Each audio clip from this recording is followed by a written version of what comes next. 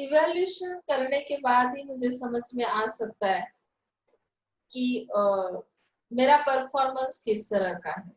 Over time, such measures provide benchmarks to gauge improvement, which is especially important when a firm is trying to implement a continuous improvement program.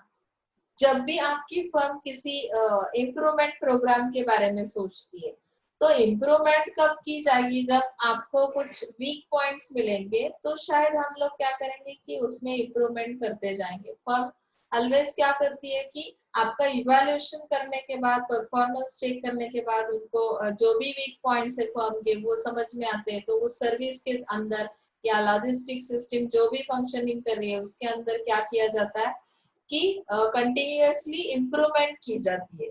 That means performance measurement is also important in level of customer service, but this level of involvement is not sufficient. म्हणजे फक्त performance major करणं एवढं sufficient नाही, त्यावरून तुम्ही हे करू शकणार नाही, इम्प्रूवमेंट करू शकणार नाही. मग थर्ड लेवल काय सांगते? Customer service as a philosophy. Customer service म्हणजे काय आहे? फिलॉसॉफी है. फिलॉसॉफी क्यों है? तो जैसे हम बोलते हैं ना कि ये मेरी फिलॉसॉफी है, मतलब क्या है? फिलॉसॉफी मतलब क्या है? माझं तत्वज्ञान काय सांगतं? आता कस्टमर सर्व्हिस ही जर फिलॉसॉफी आहे, तर तुम्ही म्हणाल की मॅडम फिलॉसॉफी कशी असू शकते? तर यामध्ये सांगितलंय बघा की क्वालिटी आणि क्वांटिटी मॅनेजमेंट हे इथे contemporary emphasis on quality and quantity management, sorry, emphasis on quality and quality management म्हणजे काय की कस्टमर सर्व्हिस ही कन्सिस्टंटली प्रोव्हाइड करावी लागेल, म्हणजे त्यामध्ये गॅप येता कामा नये. त्यामुळे ही फिलॉसॉफी आहे असं म्हणतात. त्यामध्ये जे काही लेवल्स एक्सप्लेन केलेले आहेत त्यामध्ये कन्सिस्टन्सी असणं खूप गरजेचं आहे. गॅप जर येत असेल तर तुम्ही सक्सेसफुली किंवा कस्टमरशी कंटिन्युअसली कॉन्टॅक्ट मध्ये नसाल तर ती गॅप सिस्टीम तयार होते आणि तो गॅप भरून काढण्यासाठी पुन्हा काही प्रोव्हिजन्स असतात, त्या पण आपल्या मार्केटिंगच्या याच्यामध्ये आहे, पुढे तुम्हाला समजतील. Rather than narrowly viewing customer service as an activity or as a set of performance measures, this interpretation involves a dedication to customer service that prevents the entire firm and all of its activities. यहाँ पे जो भी service के अंदर activity किए जाएंगे, जितना भी performance है, set of performance measures, मतलब कि हम हर एक एक्टिविटी के मेजरमेंट्स ले रहे हैं, तो यहाँ पे डेडिकेशन होना, मतलब कि आपकी एक्टिविटी के अंदर जितने सारे पर्सन्स इन्वॉल्व है, जितने सारे डिपार्टमेंट्स इन्वॉल्व है, तो उनका डेडिकेशन होना बहुत जरूरी है, डेडिकेटेड वर्क होना बहुत जरूरी है, जिसकी वजह से हम क्या कर सकते हैं, उस एक्टिविटी को सक्सेसफुली कंप्लीट कर सकते हैं. That means it is called as an philosophy. माझं तत्वज्ञान काय सांगतं तर ही ऍक्टिव्हिटी मी कशी कंप्लीट केली पाहिजे. जर तुम्ही ऑनलाइन लेक्चर्स करताय तर त्या ऑनलाइन लेक्चर्स मध्ये तुमचं डेडिकेशन किती आहे, कशा पद्धतीने तुम्ही ते कंडक्ट करताय किंवा कशा पद्धतीने ते स्टुडंट्स काय करताय की ग्रास करत असतील. बऱ्याचदा तुम्ही असं करता की इथे लेक्चर सुरू असतो, तुम्ही ऑन करून अटेंडन्स दिलेला असतो आणि तुमची जे काही फिजिकल अटेंडन्स आहे तुमचा तो नसणार आहे. तुम्ही फक्त ओनली अटेंडन्स झालं, लॉग इन केलं की अटेंडन्स झाला, डेडिकेटेड वर्क अजिबात केलं नाही, तर तुम्हाला रिझल्ट पण मिळणार नाही. तुमची फिलॉसॉफी कशी आहे त्यावर ते डिपेंड करतं. तुमची फिलॉसॉफी काय आहे? अटेंडन्स लागला बस इट्स ओके, मला फार नॉलेजची गरज नाहीये, तर अशा पद्धतीने ही ऍक्टिव्हिटी कंप्लीट करू नका. डेडिकेटेड वर्क करा, त्यासाठी काहीतरी तुम्हाला त्याग करावा लागेल. असं नाही की प्रत्येक वेळी सिच्युएशन ही तुमच्या अंडर कंट्रोल असेल, त्याच पद्धतीचं एन्व्हायरमेंट फेवरेबल तुम्हाला मिळेल, पण तरी सुद्धा जर तुमची स्वतःची काही फिलॉसॉफी असेल, डेडिकेटेड वर्क करण्याची तयारी असेल, तरच तुम्ही ती ऍक्टिव्हिटी सक्सेसफुली कंप्लीट करू शकता. Thus, the concept of customer service as a philosophy of management ensures an environment of customer-focused thinking in all aspects of managing the firm. म्हणजे इथे काय सांगितलंय की customer service he philosophy of management म्हणजे यामध्ये जे काही तुमचं एनवायरमेंट आहे, जेवढ्या एक्टिविटीज होतील, मतलब कि जितने सारे मैं एक्टिविटी करूंगी वो किस तरह की होनी चाहिए, कस्टमर फोकस थिंकिंग होना चाहिए फर्म का। मतलब मैं जो भी करूंगी वो सही किसके लिए रहेगा, कस्टमर के लिए। मुझे फाइनल अचीवमेंट क्या लेनी है, कस्टमर सेटिस्फाइड होना चाहिए, कस्टमर के नीड्स कंप्लीट होने चाहिए।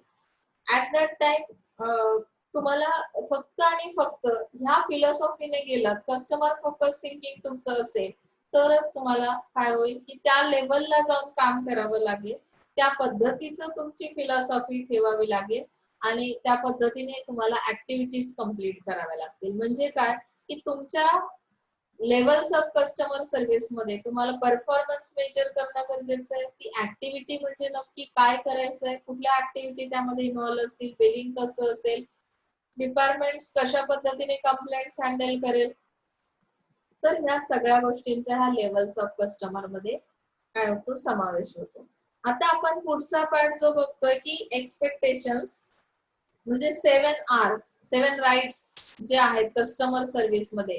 7 Rs rule offer a simple description of how integrated logistics creates customer service. Customer service साठी कशा पद्धतीने ह्या ऑफर्स दिल्या जातात त्याचं एक शॉर्ट डिस्क्रिप्शन त्यांनी 7 R रूल मध्ये सांगितलंय आणि हा पार्ट तुम्हाला समजेलच। बघा पुढे जातो आपण। फर्स्ट पॉइंट काय आहे 7 R मधला, आता राइट प्रोडक्ट किंवा material for making a die steel is required for making various types of plastic components and atoms, various types of plastic material are required। म्हणजे राइट प्रोडक्ट जर मला तयार करायचं असेल तर माझ्याकडे राइट काय असलं पाहिजे, मटेरियल असलं पाहिजे।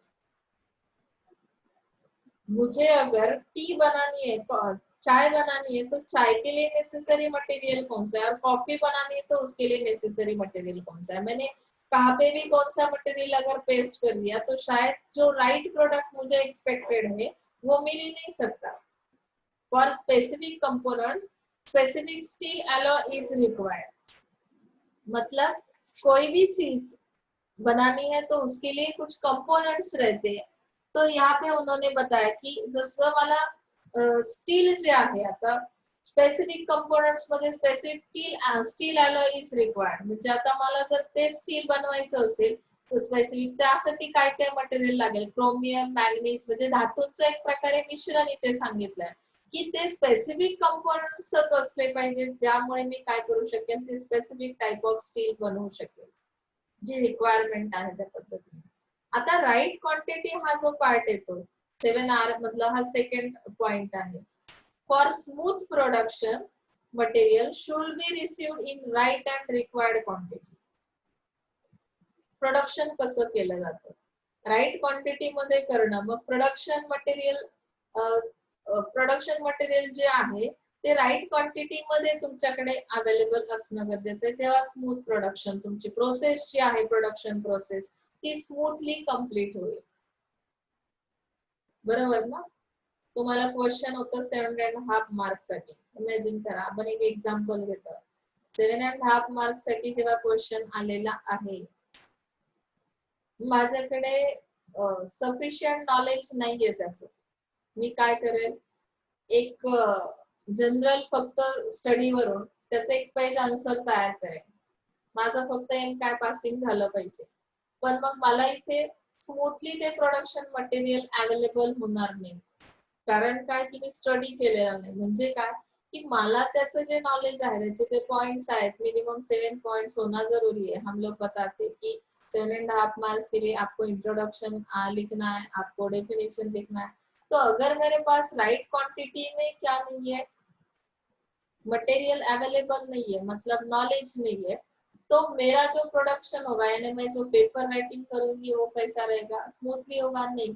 बहुत दिमाग को मुझे क्या करना पड़ेगा, जोर देना पड़ेगा। उसके बाद कई कई से मैं ढूंढ ढूंढ के कुछ ना कुछ एक पैराग्राफ बना लूंगी। तो वैसे यहाँ पे है कि अगर राइट रिक्वायर्ड क्वांटिटी में आपको मटेरियल अवेलेबल होता है तो शायद आपका स्मूथली प्रोडक्शन होगा, मटेरियल सप्लाई भी स्मूथली हो सकते हैं राइट क्वांटिटी में। Where JIT exists, shortage in quantity will directly affect day's output. Example of Maruti Cars production unit. Just in time जो सिस्टम हमने देखी लास्ट लेक्चर में कि राइट क्वांटिटी में हमें अगर सप्लाई करना है, मूव करना है प्रोडक्ट को, तो यहाँ पे क्या करना पड़ेगा कि प्रोडक्शन यूनिट पे उसका इम्पैक्ट होता है। मारुति कार का उन्होंने जस्ट एग्जांपल दिया है कि अगर मुझे डिमांड है मार्केट से और राइट क्वांटिटी में प्रोडक्ट को सप्लाई करना है, तो जस्ट इन टाइम सिस्टम क्या करेगी, आपको हेल्प करेगी।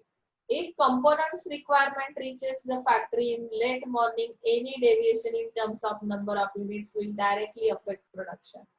मतलब कि जिस कंपोनेंट्स की रिक्वायरमेंट है, तो वो अगर आपके कंपनी में लेटली क्या हो रहा है, लेट मॉर्निंग मतलब कि डिले हो रहा है उसके लिए, तो शायद आपका प्रोडक्शन जो है उस पर डायरेक्टली उसका इम्पैक्ट होगा। मटेरियल अवेलेबल नहीं, बहुत बार लोग बोलते हैं ना कि मार्केट की कंडीशन ऐसी है, ये मटेरियल नहीं मिल रहा है, इसकी वजह से इसका प्रोडक्शन रुका हुआ है, तो राइट क्वांटिटी में आपसे सप्लाई नहीं हो सकता। समझ में आ रहा है? Okay, right condition now third R आपका in watch industry for various small components various diameter steel rod is used. अभी वॉच इंडस्ट्री में क्या किया जाता है, वॉच इंडस्ट्री की रिक्वायरमेंट क्या है, तो स्मॉल कंपोनेंट्स यानी कि वेरियस डायमीटर स्टील रॉड की उनकी रिक्वायरमेंट है।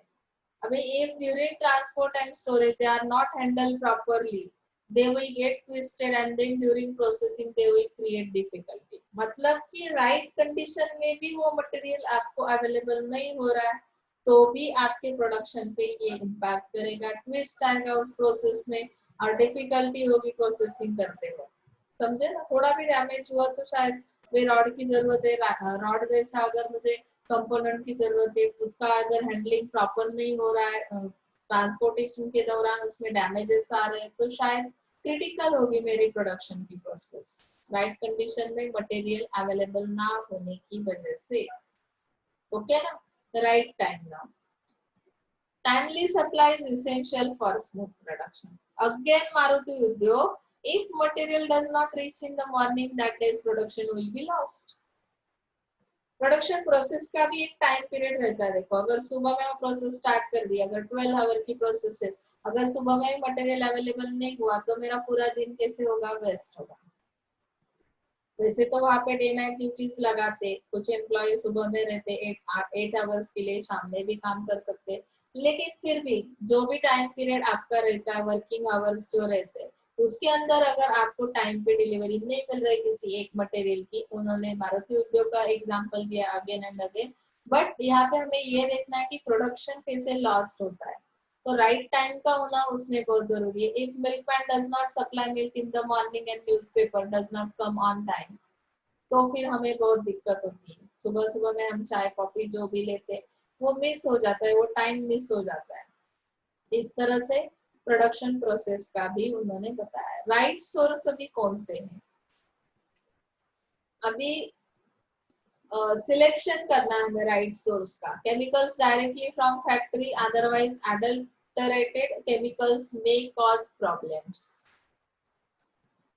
अगर डायरेक्टली हम सप्लाई कर रहे हैं, सोर्स जो है हमारा मटेरियल अवेलेबल करने का, तो कौन से सोर्स के थ्रू, डायरेक्टली फैक्ट्री से कर रहे हैं या किसी और जो भी आपके सप्लायर्स है उनके थ्रू अगर आप ले रहे हो, तो शायद कभी कभी प्रॉब्लम हो सकती है। समझे ना? राइट सोर्स का होना बहुत जरूरी है। We purchase gold items from reputed shops like TPZ and TVZ as we feel guaranteed. मतलब कि गोल्ड को अगर हमें परचेस करना है तो हम कहाँ से परचेस करेंगे, उसके लिए उन्होंने कुछ एक पर्टिकुलर शॉप का नाम दिया है TVZ, तो हमारा फीलिंग क्या रहेगा कि गारंटी प्रोडक्ट है, मतलब कि कौन से सोर्स से हमने वो प्रोडक्ट परचेस किया है उसके ऊपर भी उसकी क्वालिटी, उसका जो भी रेपुटेशन, उस शॉप का या गारंटी वारंटी जो है वो फील आता है और हमें हम सेटिस्फाइड रहते हैं। ओके ना? अभी राइट सर्विस के बारे में उन्होंने बताया कि अगर मुझे राइट सर्विस लेनी है तो वी बाय गोदरेज और Videocon TV fridge because of their good service. Service किसकी अच्छी, किसका मार्केट में रेपुटेशन अच्छा है, पॉपुलर सर्विसेज किसके, जिसके अंदर कोई दिक्कत नहीं आती, कोई प्रॉब्लम फेस नहीं करना पड़ता है, एकदम से सिंपल प्रोसेस है, अगर कोई कंप्लेंट भी है तो झट से हम सॉल्व कर सकते हैं, सब नॉलेज या इंफॉर्मेशन उन्होंने उनके साइट पे या उसके ब्रोशर्स जो देते हैं उसके अंदर सब इंफॉर्मेशन है। तो शायद हम लोग क्या करेंगे कि उन्होंने एक पॉपुलर नेम्स दिए, ब्रांड नेम गोदरेज या वीडियोकॉन की जो भी टीवी फ्रिज की सर्विस है, तो हम ऐसे प्रोडक्ट्स परचेस करेंगे, ऐसी सर्विसेज लेने के लिए हमेशा रेडी रहेंगे। Variation in demand should be well taken by the suppliers, म्हणजे जे काही डिमांड आहे, variation in demand should be well taken by the suppliers, suppliers जे आहेत त्यांच्याकडे वेगवेगळ्या पद्धतीची डिमांड असेल, त्या पद्धतीने त्या राईट सर्व्हिसेस प्रोव्हाइड केल्या जातील त्या त्या पर्टिक्युलर कस्टमरसाठी. ओके ना. आता नेक्स्ट तुमचा पॉइंट आहे, याच्यामध्ये बघा तुम्हाला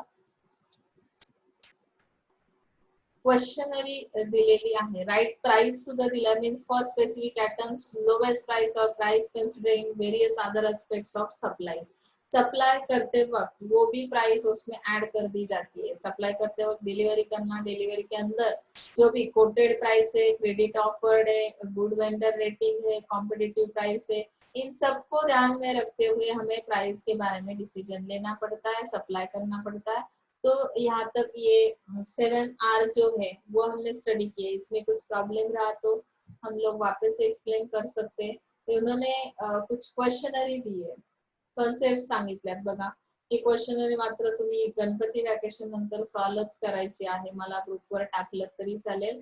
यामध्ये कस्टमर सर्व्हिस एक्सपेक्टेशन आहे, ऑब्जेक्टिव्ह ऑफ कस्टमर सर्व्हिस आहे, लेवल्स आहेत, जे जे आपले सिलेबसचे पॉइंट्स आहेत आपण इथे कव्हर करण्याचा प्रयत्न केलेला आहे। काही ब्रीफ आन्सर क्वेश्चन्स आहेत, 5 क्वेश्चन्स, ते सुद्धा तुम्ही तुमच्या नोटबुक मध्ये असाइनमेंट म्हणून लिहून काढायचे आहेत। ऑब्जेक्टिव्ह क्वेश्चन पण आहे, आता पेपर पॅटर्न कसा असेल अजून आपल्याला तेवढी आयडिया नाही, पण तरी सुद्धा आपण ऑब्जेक्टिव्ह आणि हे दोन्ही याच्यावर फोकस करणार आहोत। बहुतेक पेपर पॅटर्न मध्ये तरी काहीच बदल होणार नाहीये आणि ऑब्जेक्टिव्ह त्यामुळे तेही तुम्ही पूर्ण कंप्लीट करायचे। मॅच द फॉलोइंग आहे, त्याचे आन्सर्स दिलेले नसावेत असा अंदाज आहे, तुम्ही ते स्वतःच प्रिपेअर करा, कारण छोटासा पॉइंट आहे कस्टमर सर्व्हिसचा, ट्रू ऑर फॉल्स आहे ते पण तुम्ही सॉल्व करा। आहेत आन्सर्स बघा, सगळ्याचेच आहेत, ऑब्जेक्टिव्हचे सगळ्या आन्सर्स इथे खाली दिलेले आहेत, त्यामुळे हा सगळा असाइनमेंट तुम्हाला कंप्लीट करावी लागेल। थर्ड चॅप्टरची फर्स्ट युनिट मधला third chapter elements of customer service. Okay ना. आता आपण पुन्हा एकदा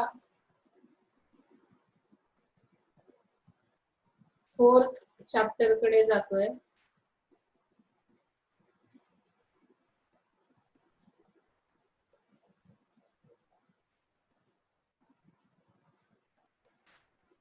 फोर्थ चॅप्टर मध्ये आपण फर्स्ट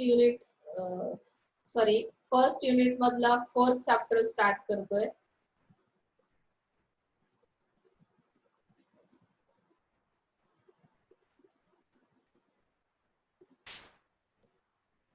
फोरकास्टिंग। ओके, आता फोरकास्टिंग म्हणजे काय, तर आपण बऱ्याच वेळेस याबद्दल डिस्कशन झालेलं आहे, तरी सुद्धा पुन्हा एकदा आपण एक्सप्लेन करेन मी तुम्हाला की फोरकास्टिंग म्हणजे एक्झॅक्टली काय आहे। तर फ्युचर साठीच्या ज्या काही प्रिडिक्शन केलं जातं, अंदाज वर्तवले जातात, तुम्ही तुमच्या फ्युचरचा विचार करता की मी आता जर ग्रॅज्युएशनला आहात तर बीएमएस केल्यानंतर मी फ्युचर मध्ये काय प्लॅन केलेला आहे त्याचं प्रिडिक्शन किंवा त्यासाठी प्लॅन तयार केला जातो की मी पुढे जाऊन हे करेन किंवा ह्या फील्ड मध्ये जाऊन करिअर करेन, माझा जॉब असा असेल किंवा मी ह्या प्लेसला सेट होईल। हे काय झाले, फ्युचर प्रिडिक्शन झालं तुमचं आत्ता केलेलं, तुमचा तो प्लॅन आत्ताच रेडी आहे, म्हणजे तुम्ही फोरकास्टिंग करून ठेवलात। तसं इथे logistic and supply chain management मध्ये सुद्धा predicting the future, forecasting involves predicting the future, forecasting allows logistic manager to be proactive rather than reactive.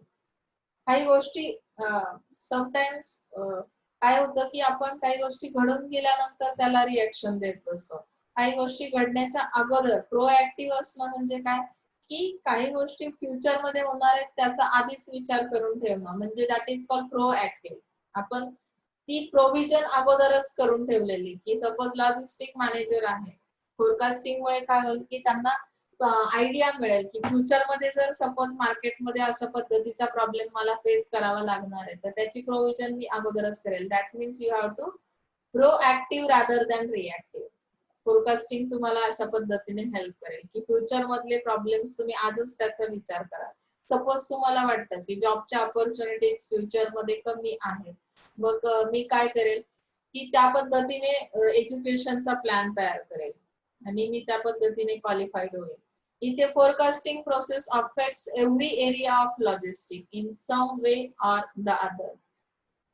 आता सपोज यामध्ये काय सांगितलं की ही जी प्रोसेस आहे तर ती लॉजिस्टिक वर कशा पद्धतीने लॉजिस्टिकचे काही एरियाज आहेत त्याच्यावर अफेक्ट करते. काही एरियाज म्हणण्यापेक्षा त्यांनी एव्हरी एरिया ऑफ लॉजिस्टिक सांगितलंय.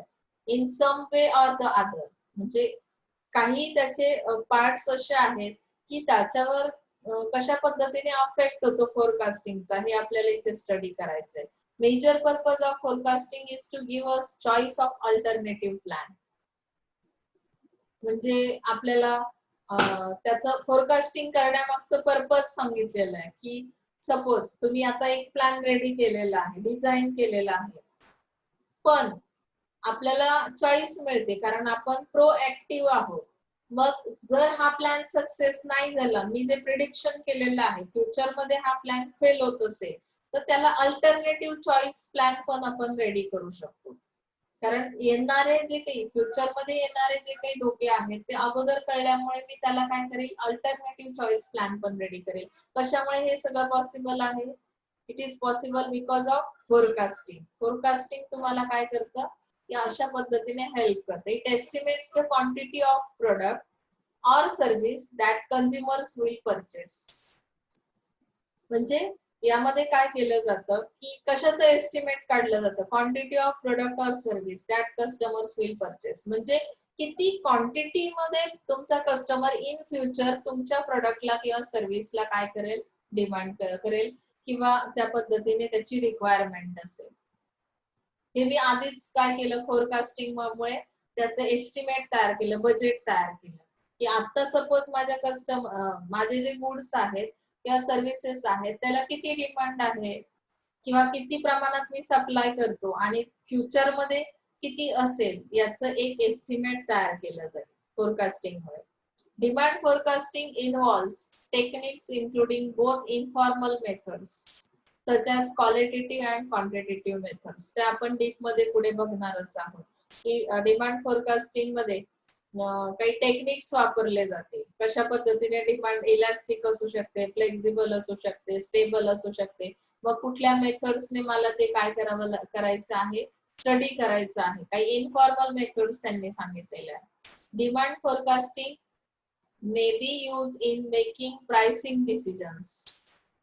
मग प्राइसिंग रिलेटेड डिसीजंस पण मी त्या पद्धतीने घेईन. डिमांड अगर मार्केट की इलास्टिक है या फ्लेक्सिबल है तो मेरी प्राइसिंग पॉलिसी किस तरह की होगी. प्राइसिंग रिलेटेड जो भी डिसीजन है तो डिमांड फोरकास्टिंग के हिसाब से मैं प्राइसिंग रिलेटेड डिसीजन लूंगी.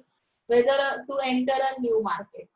अभी अगर मुझे किसी मार्केट में न्यू एंट्री करनी है तो भी मेरा फोरकास्टिंग मुझे हेल्प करेगा, डिमांड फोरकास्टिंग. अभी मार्केट की नीड क्या है, अभी कस्टमर क्या लाइक कर रहा है, किस चीज की रिक्वायरमेंट्स, किस चीज की नीड्स है उसके, तो उसके हिसाब से मैं उस मार्केट में एंट्री करूंगी. मतलब कि मार्केट में एंट्री करने का जो टाइम पीरियड है वो फिक्स किया जाएगा इस डिमांड फोरकास्टिंग की वजह से. समझ में आ रहा है? अगर सक्सेस चाहिए तो हम मार्केट एनालिसिस करते कि नहीं, मार्केट रिसर्च करते हैं, तो डिमांड फोरकास्टिंग भी इस तरह का ही रिसर्च करता है या एस्टिमेट्स तैयार करता है. एनालिसिस के बाद मेरे पास कुछ नॉलेज, मेरे पास इंफॉर्मेशन रहती है मार्केट की, कस्टमर रिलेटेड इंफॉर्मेशन रहती है, उसके बाद मैं डिमांड फोरकास्टिंग के बारे में सोचूंगी और मैं प्राइसिंग रिलेटेड डिसीजंस लूंगी।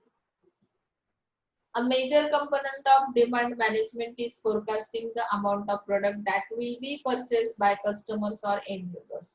अभी यहाँ पे उन्होंने डिमांड मैनेजमेंट मेजर कंपोनेंट क्या है? Demand management is forecasting the amount of product that will be purchase by customers end और एंड यूजर्स। मतलब कि यहाँ पे कितने अमाउंट में प्रोडक्ट का परचेसिंग किया जाएगा। डिमांड मैनेजमेंट क्या कहता है? मुझे क्या करना है? कस्टमर की डिमांड को मैनेज करना है। तो एज पर कस्टमर नीड्स और एज पर कस्टमर डिमांड मुझे सप्लाई करना है, तो उसके लिए भी मुझे प्रोविजन करनी पड़ती है। प्रोडक्शन प्रोसेस को भी मुझे क्या करना पड़ता है? मैनेज करना पड़ता है। तो डिमांड मैनेजमेंट की वजह से और फोरकास्टिंग की वजह से मैं क्या कर सकती हूँ? मेरा प्रोडक्शन भी इफेक्टिवली इफिशिएंटली कर सकती हूँ। Logistic function assumes responsibility for scheduling production on a short-term basis in order to coordinate demand for finished product with the timing and availability of needed production units inputs। अभी production का जैसे मैंने बताया कि as per demand हम लोग production को भी manage करेंगे, तो लॉजिस्टिकल फंक्शन क्या करता है? एज्यूम क्या करता है? उसकी क्या एक्सपेक्टेशंस है? तो रिस्पॉन्सिबिलिटी है, रिस्पॉन्सिबिलिटी फॉर शेड्यूलिंग प्रोडक्शन। तो प्रोडक्शन का शेड्यूल बनाना है, शॉर्ट टर्म बेसिस पे है, तो फिनिश प्रोडक्ट्स किस टाइम पे हमें डिलीवर करने, अवेलेबिलिटी किस तरह से रखनी है, प्रोडक्शन के लिए इनपुट कौन सा जरूरी है, मतलब कि जो मटेरियल हम अवेलेबल करेंगे, रिसोर्सेस उसके लिए कौन से रहेंगे। तो फोरकास्टिंग से पहले लॉजिस्टिकल फंक्शन इस तरह से शेड्यूल करेगा प्रोडक्शन को। ओके ना? अभी नेक्स्ट टॉपिक है उसमें रीजंस फॉर फोरकास्टिंग। अभी क्या रीजन है, मतलब कि फोरकास्टिंग करने के पीछे क्या रीजन है? ये एक ऑब्जेक्टिव ही है कि इंक्रीजिंग कस्टमर सेटिस्फेक्शन, इंक्रीज करना है कस्टमर सेटिस्फेक्शन को, क्योंकि अभी तो मेरा कस्टमर सेटिस्फाइड है, इन फ्यूचर नहीं बता सकते। तो सब कैसा आहे की ज्याला आपण म्हणतो संदिग्धता आहे त्यामध्ये, निश्चित नाहीये। फोरकास्टिंग काय करतं की तुम्हाला फ्युचर मधल्याही गोष्टी निश्चित करून देतं, म्हणजे अगोदरच तुम्ही तो प्लॅन रेडी कराल आणि कस्टमरला जास्तीत जास्त कसं सॅटिस्फाइड करता येईल त्याचा विचार करा। Reducing stock outs, stock outs को कम करना है। लोअरिंग सेफ्टी स्टॉक नीड्स, मतलब कि सेफ्टी स्टॉक नीड जो है उसको कम करना है। कधी कधी काय होतं की स्टॉक मटेरियल इतकं एक्सेसिव्ह तुमचं असतं की त्याचा मेंटेनन्स, त्याचं वेअर हाऊसिंग, इन्व्हेंटरी हा जो पार्ट येतो त्याचे एक्सपेन्सेस खूप वाढतात आणि त्याचा इम्पॅक्ट असा होतो की तुम्ही लॉस मध्ये जाऊ शकता। मग ते कमी कसं करता येईल? सेफ्टी स्टॉक नीड्स मतलब क्या कि मार्केट की डिमांड अगर नहीं है, अगर मैं फोरकास्टिंग कर रही हूँ, फोरकास्टिंग की वजह से मुझे अंदाजा आता है कि मैं एक बजट बना लेती हूँ, तो उसकी वजह से मेरा सेफ्टी स्टॉक भी कम कम होता जाता है, क्योंकि मुझे अंदाजा है, एस्टिमेट मैंने बनाया है। फोरकास्टिंग इस तरह से आपको हेल्प करता है। शेड्यूलिंग प्रोडक्शन इफिशिएंटली, प्रोडक्शन को किस तरह से शेड्यूल करना है, इफिशिएंटली किस तरह से, मतलब जीआईटी सिस्टम कैसे यूज करनी है वगैरह, ये भी फोरकास्टिंग की वजह से हमें समझ में आता है। तो प्रोडक्शन प्रोसेस भी इजीली हम लोग कर सकते हैं। रिड्यूसिंग प्रोडक्ट एक्सोल्यूशंस कॉस्ट, मतलब कि प्रोडक्ट के लिए जितनी भी कॉस्ट आती है आपको, तो उसमें कैसे हम कुछ कम कर सकते हैं, मतलब कि किस तरह से मैनेजमेंट किया जाएगा, all things are manage properly. तर इथे आपल्याला ह्या गोष्टी फोरकास्टिंग मुळे समजते। Managing pricing and promotion in a better way, अभी प्राइसिंग रिलेटेड डिसीजंस वो भी एज पर डिमांड हम क्या करेंगे, मैनेज करेंगे, क्योंकि डिमांड मैनेजमेंट किसको समझ में आएगा? फोरकास्टिंग की वजह से आपको डिमांड समझ में आएगी। डिमांड अगर समझ में आ रही तो आपको मैनेज करना कौन सी चीज आसान हो जाएगा, आप प्राइसिंग रिलेटेड डिसीजन ले सकते हो। प्रमोशंस किस तरह से बेटर वे से कैसे प्रोवाइड किए जा सकते हैं, कौन से प्रमोशंस देने के बाद कितना कस्टमर आपको क्या कर सकता है, डिमांड कर सकता है, इसका भी एस्टिमेट फोरकास्टिंग की वजह से हम बना सकते हैं। इम्प्रूविंग शिपिंग, इम्प्रूविंग शिपिंग मतलब जो है ट्रांसपोर्टेशन जो है, अगर मुझे दिक्कत है, अभी जो भी मैं शिपिंग कर रही हूँ प्रोडक्ट, तो ट्रांसपोर्टेशन करते वक्त जितने भी एरर्स है आपके प्लान के अंदर, तो उसे हमें निकालना है। ट्रांसपोर्टेशन में आने वाली जो भी प्रॉब्लम्स है, तो उसे इन फ्यूचर के लिए हमें क्या करना है, अवॉइड करना है, रिड्यूस करना है। तो इसकी भी प्रोविजन इस फोरकास्टिंग की वजह से हम कर सकते हैं। तो ये एक की एलिमेंट है आपके बिजनेस को कंडक्ट करने के लिए, forecasting. End the results of forecasting can help you develop and improve your strategic plans. म्हणजे स्ट्रॅटेजी प्लॅन्स जे आहेत ते इम्प्रूव्ह करण्यासाठी फोरकास्टिंग खूप गरजेचं आणि उपयोगाचं असणार आहे। तर इथपर्यंत आज आपण थांबतोय। पुढच्या लेक्चरला आपण टेक्निक्स बघणार आहोत की जे फोरकास्टिंग साठी यूज केले जातात, क्वालिटेटिव्ह टेक्निक्स किंवा क्वांटिटेटिव्ह टेक्निक्स। तर आजच्यासाठी इथेच थांबतोय। तुम्हाला समजलं असेल, खूप साधा आणि सिंपल पार्ट होता। आपण चॅनल इंटिग्रेशन पासून घेतलं, आता आपण शेवटच्या चॅप्टर वर आहोत। पहिल्या युनिट मधला चौथा चॅप्टर आपण स्टार्ट केलाय। So happy holiday for all. Thank you so much.